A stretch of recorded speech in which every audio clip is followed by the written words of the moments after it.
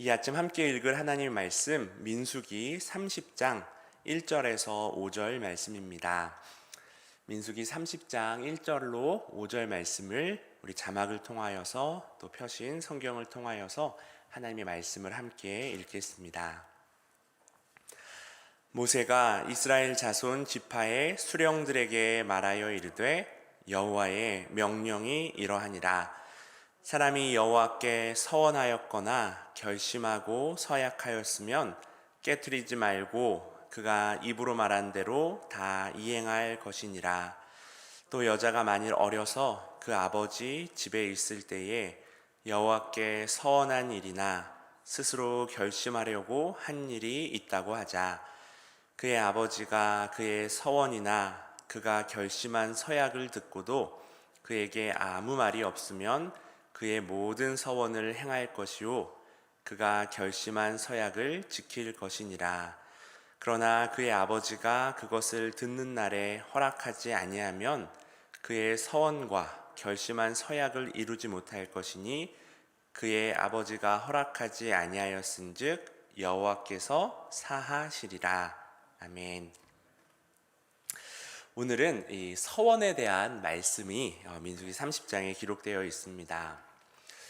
위기의 순간이 될 때 사람들이 흔히 하나님이 이렇게 저렇게 저를 구해 주신다면은 제가 이렇게 또 무엇을 하겠습니다와 같은 서원을 드리게 되죠.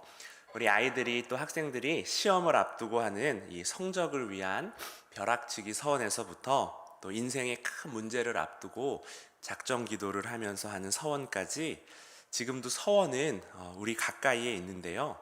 우리가 구약을 읽다 보면 이 서원에 대한 이야기가 제법 많이 나옵니다. 제일 유명한 서원은 아마 이 야곱이 했던 서원이 아닐까 합니다. 창세기 28장에서 형 에서를 피하여 하란으로 도망가다가 이 베델에서 야곱이 꿈을 꾸죠. 이 꿈에서 하나님의 약속을 들은 야곱이 잠에서 깬 후에 하나님께 서원을 합니다. 그 내용은 그가 무사히 다시 집으로 돌아오도록 지켜주시면 이 여호와는 그의 하나님이 되시고 자기가 이 세운 돌 기둥이 바로 하나님의 집이 될 것이며 하나님께 11조를 드리겠다라는 것이었죠.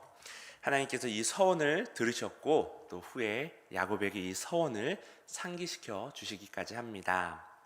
또 다르게 유명한 서원은 우리가 민수기 6장에서 같이 살펴봤었던 이 나실인 서원입니다. 자기 몸을 구별하여서 여호와께 드리기로 맹세하는 나실인 서원은 특별히 이 포도나무에서 나온 모든 것을 먹을 수가 없고 또 머리를 깎을 수 없고 또 서약 기간에 시체를 가까이 해서는 안 된다라는 특이한 점이 있었죠. 또 가장 잘못된 서원의 예로는 우리 사사 입다를 또 꼽을 수 있죠. 여호와께서 암몬과의 전쟁에서 승리를 주신다고 하면은 가장 먼저 집에서 자신의 승리를 영접하는 자를 이 번제물로 드리겠다라는 무시무시하고 잘못된 서원을 하게 됩니다. 전쟁에서 승리하고 돌아왔을 때 자기 집에서 바로 무남 동료 딸이 춤추면서 나와 입다를 영접한 이야기를 다들 기억하실 겁니다. 사무엘을 태어나게 한 것 역시 이 아들을 주시면 여호와께 드리겠다고 한 이 엄마 한나의 서원이 출발이었습니다. 이렇듯 여러 서원이 우리 말씀 가운데 등장합니다. 하지만 위기가 지나가고 나면은 그 서원을 잊어버리거나 또 이행하지 않을 유혹에 종종 빠지게 됩니다. 화장실 들어올 때와 또 나갈 때의 마음이 다른 것이 바로 우리 약한 사람이기 때문이죠.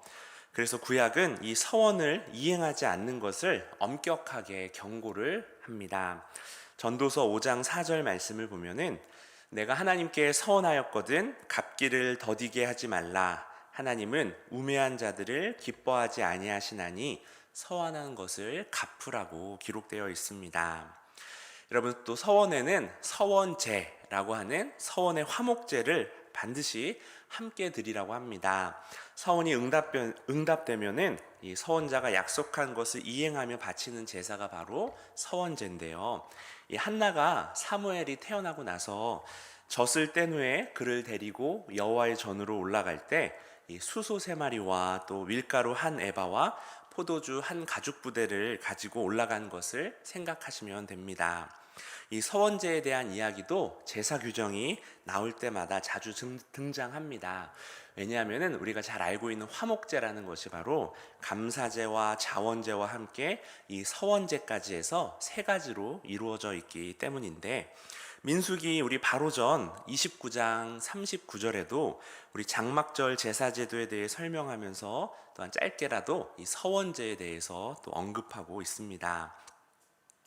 그런데 언급만 하고 있지 이 서원의 화목제를 어떻게 드려야 될지에 대한 내용은 이 모세오경에서 유일하게 오늘 함께 읽은 민수기 30장에 기록되어 있습니다. 서원이 어떠한 효력을 지니는지, 또 누가 어떻게 서원을 하는지, 또 그것을 어떻게 실행하는지, 또 서원은 철회가 가능한 것인지에 대한 서원에 대한 설명이 오늘 드디어 나오게 되었는데요. 이 서원에 대한 대원칙이 바로 오늘 읽은 2절 말씀에 나옵니다. 사람이 여호와께 서원하였거나 결심하고 서약하였으면 깨트리지 말고 그가 입으로 말한 대로 다 이행할 것이니라. 여러분, 하나님께 서원한 것은 반드시 지켜야 한다라는 것이 서원의 대원칙입니다.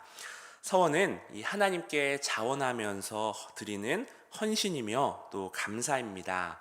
그러나 자원하여 드린 것이라도 일단 서원한 것은 취소할 수 없었는데, 바로 서원은 사람이 입으로 말한 대로 다 이행해야 됐고, 그 서원은 바로 하나님께 행한 것이기 때문입니다. 이는 함부로 말을 해서는 안 된다라는 것을 교훈해 주는데, 서원이 하나님께 하는 것이라는 것을 우리가 기억해야 하는 이유이죠. 그러므로 즉흥적으로 서원을 해서는 안 되었습니다. 6절 말씀에도 보면은 경솔하게 그의 입술로 말하였으면 이라고 기록하는데요. 서원은 깊이 생각하고 또 마음에서 우러나올 때 해야 했습니다.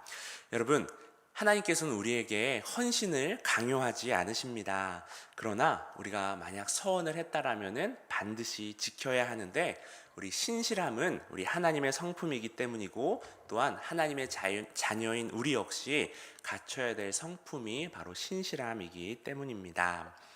여러분, 2절 대원칙에 이어서 우리가 5절까지만 읽었지만 3절부터 16절까지는 길게 우리 여성에 대한 서원의 규례가 서술되고 있습니다.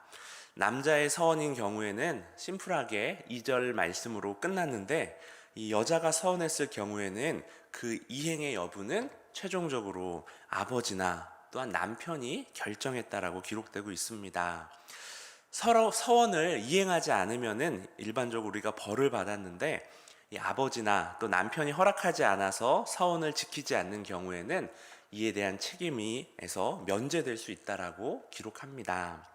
여러분, 이 여성 인권에 대한 민감도가 굉장히 높아진 오늘날에는 이 여성의 독자적인 서원을 이렇게 제한하는 것처럼 보이는 오늘 이 규정은 자칫 여성 인권을 제한하는 남녀 차별로 느껴질 수 있습니다. 하지만 오늘날의 관점이 아니라 북의 중심의 고대 이스라엘 사회에서는 이 가정 경제에 큰 영향을 미치는 서원을 가장인 아버지 또는 남편이 책임을 져야 하기 때문에 아마 이러한 규정이 불가피했던 것으로 보여집니다.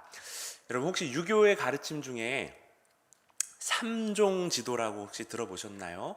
우리 여자가 결혼 전에는 아버지를 따르고, 결혼 후에는 남편을 따르고, 이 남편이 죽은 후에는 또 아들을 따른다라는 것인데, 이 철저하게 가부장적인 이 전통에서 비롯된 가르침입니다.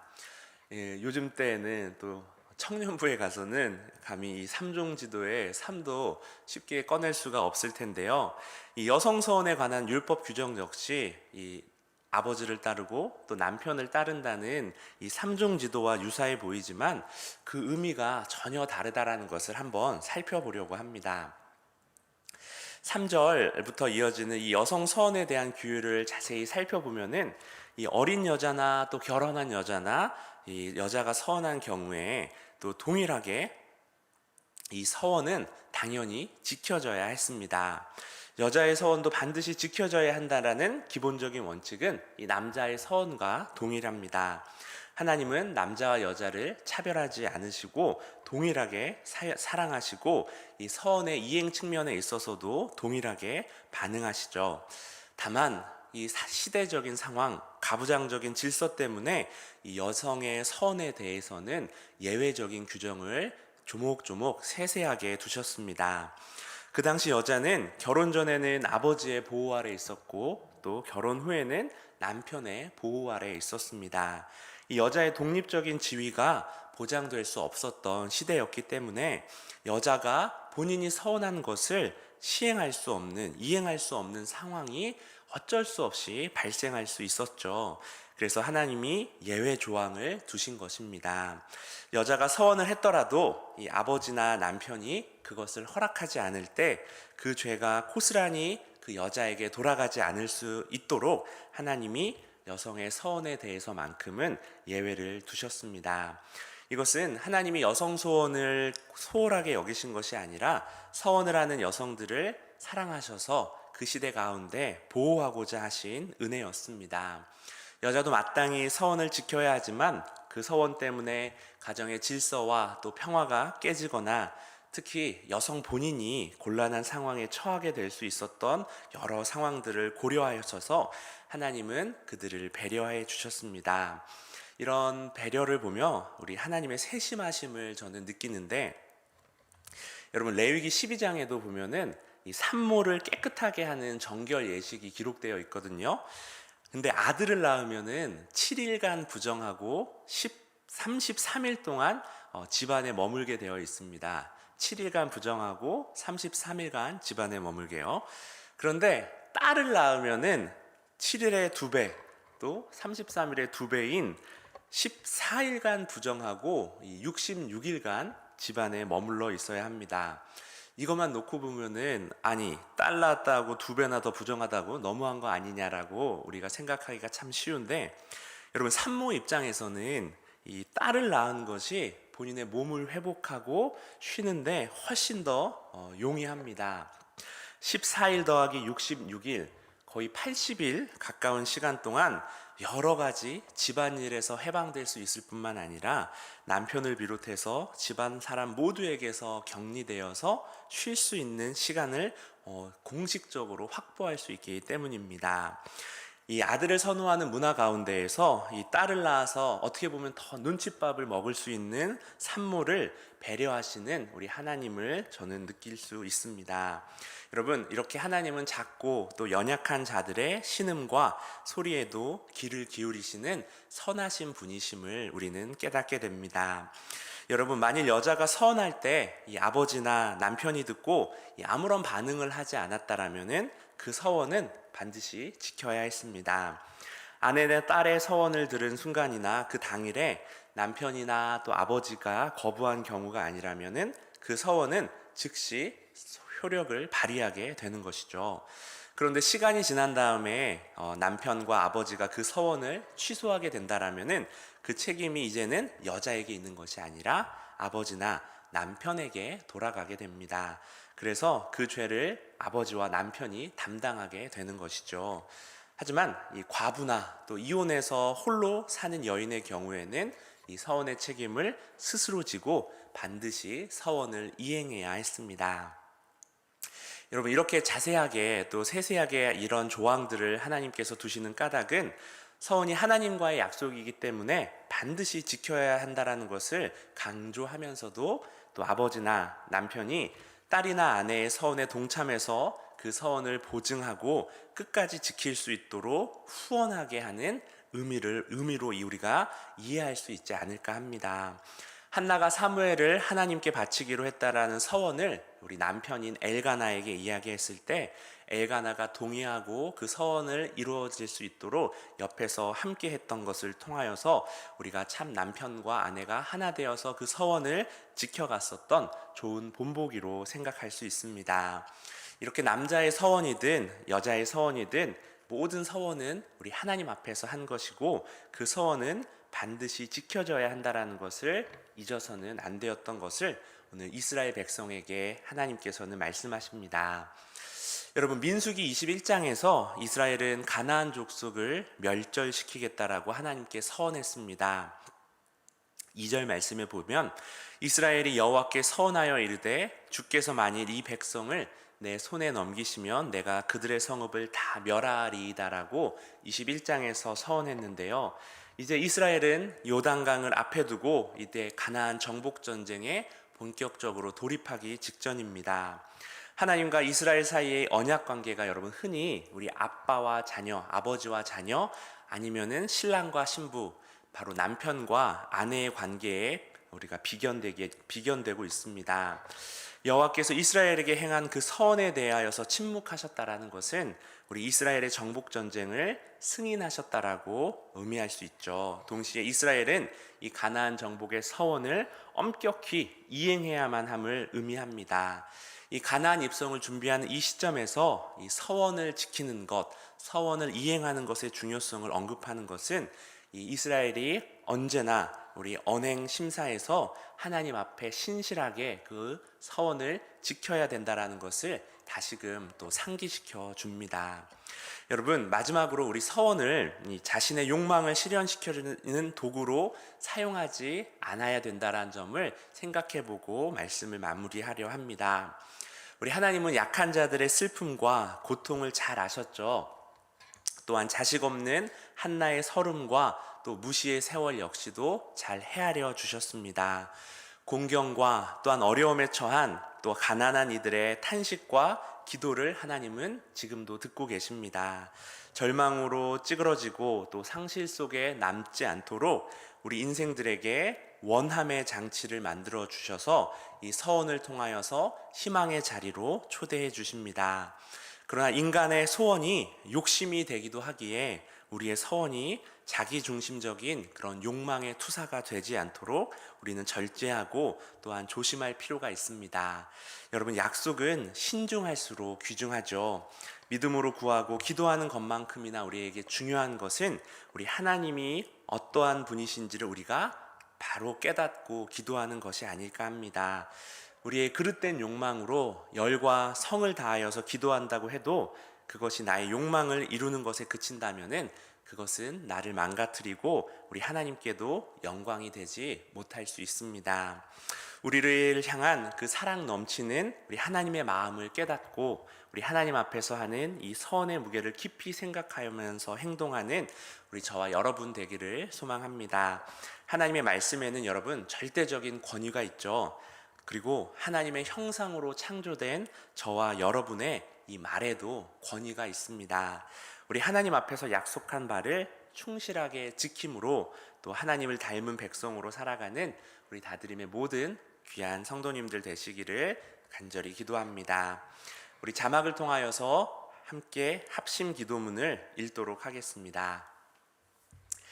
은혜로우신 하나님 아버지, 오늘도 우리에게 새로운 하루를 허락하시니 감사합니다. 믿음의 열매를 맺으신 세상 가운데 그리스도를 드러내는 우리의 삶이 되게 하옵소서. 이번 금요일 특별 금요 기도회를 통해 다드림 청소년들이 하나님을 깊이 만나게 하시옵고, 특근과 함께 진행되는 서남아시아 선교회 청소년 음악회와 기도회 가운데에도 은혜로 역사하여 주옵소서. 이번 주 토요일과 주일에 있을 이 청년부 리트릿 가운데에도 역사하여 주시옵소서. 청년들이 이번 리트릿을 통해 그리스도 안에서 서로 사랑하며 더욱 친밀한 신앙 공동체를 이루어 나가게 하여 주시옵소서. 예수님의 이름으로 기도드립니다. 아멘.